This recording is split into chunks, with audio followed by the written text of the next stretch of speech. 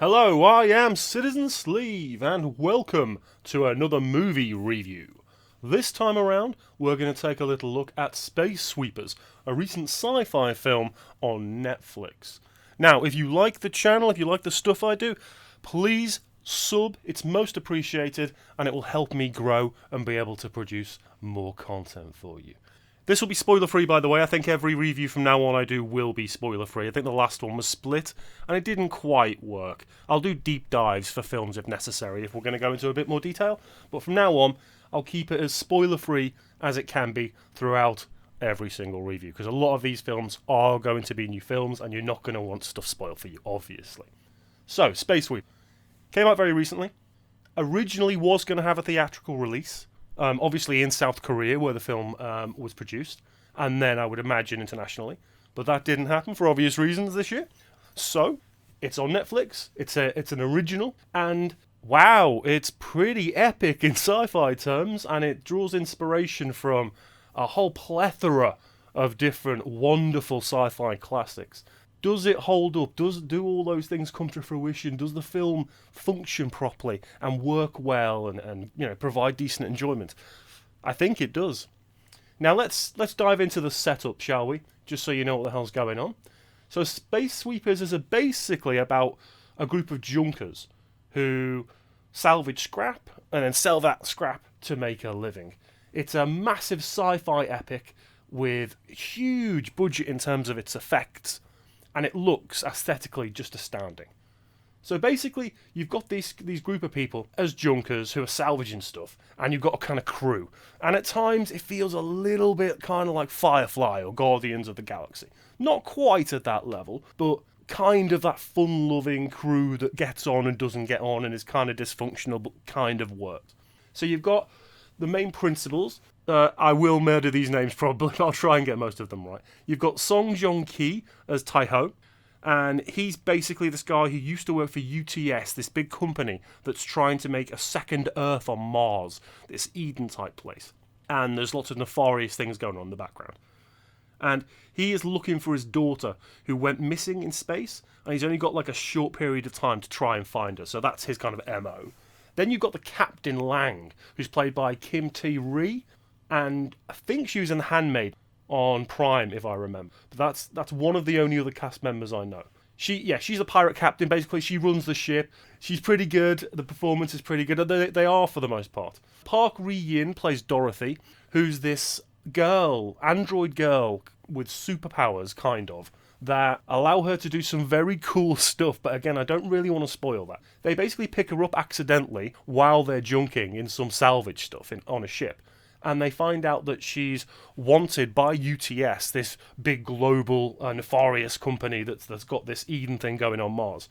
And she might be a bomb. Okay, this is basically the setup. So again, no major spoilers.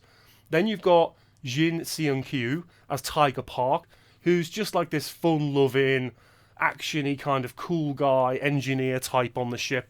And he's just really fun. Then you've got Hei Jin-yu as Bubs. And Bubs is like... It's a bit like a Star Wars droid almost. Again, quite funny, quite bumbling, does silly things, is quite cool at times, has some interesting dialogue.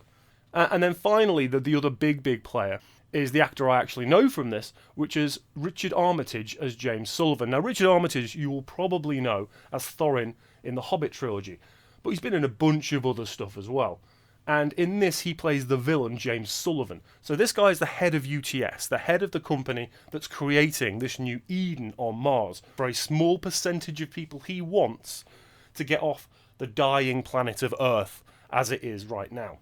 His solution is basically to get select people, the best people, onto Eden just to rekindle the Earth and grow another Earth for the sacrifice of those on planet Earth. And that's as far as I'll go with that. I think all the performances are pretty good. It's a bit of a weird one because it's a South Korean movie. I watched a little bit subtitled and I watched a little bit with the dub. The dub is actually very, very good. I will say that. Netflix have been getting better and better at doing these kind of dubs. And I think this one, for the most part, is effective and does generally interpret the language well that's being used.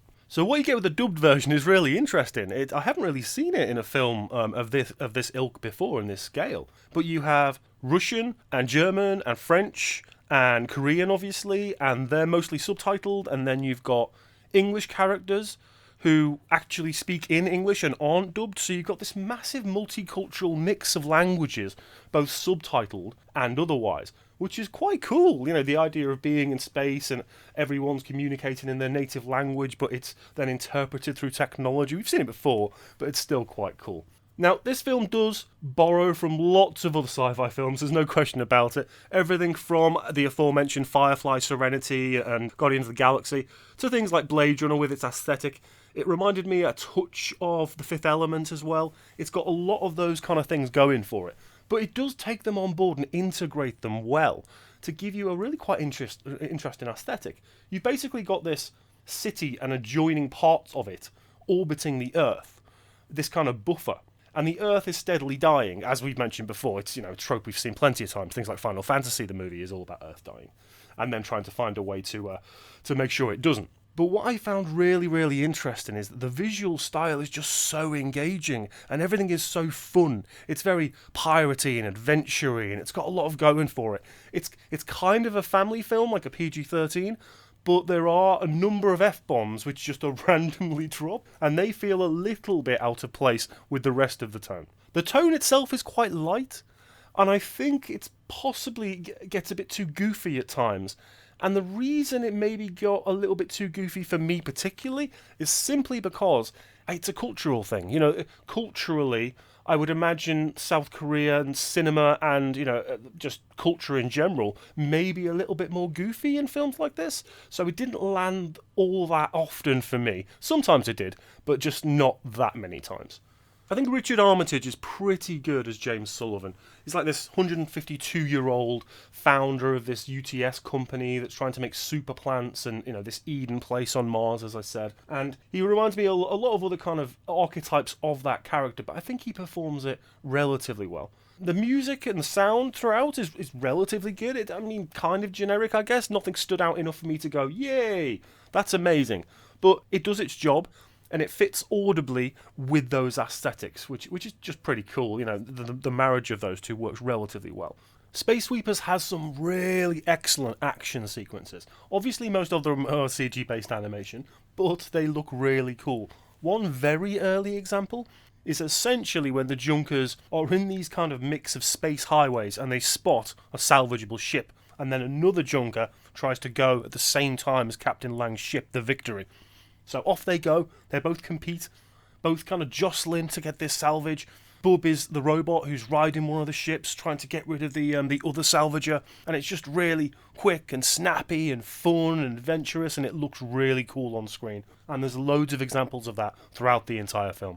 It's just a fun film. It's just a load of fun. It's not perfect, it's not going to surpass any of the sci-fi greats out there, but it's pretty high, it's pretty good. So, for me, this is a recommendation. If you have Netflix and you can deal with dubs and you love sci-fi epics, this is a really bloody good sci-fi epic with lots going for it. Okay, it's a little bit tropey. Okay, it does borrow from a lot of other sci-fi, but then what sci-fi doesn't in 2021? But it's one of those films that just was a bit of a breeze to watch. It felt very fast to get through because everything was quite bouncy, quite offbeat, really interesting visually. Those aesthetics, again, quite astounding at times. It's essentially a massive CG animated movie with a few humans thrown in, as a lot of modern films are. But this one was a load of fun, and it comes recommended. So, if you have Netflix, go and give it a watch. Right then.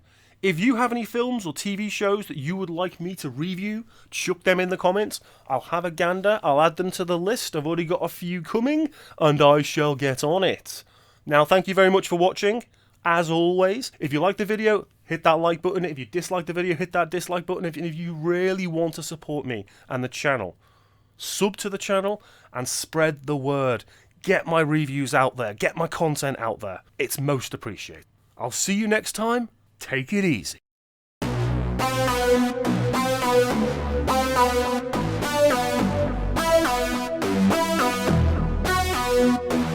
Bye.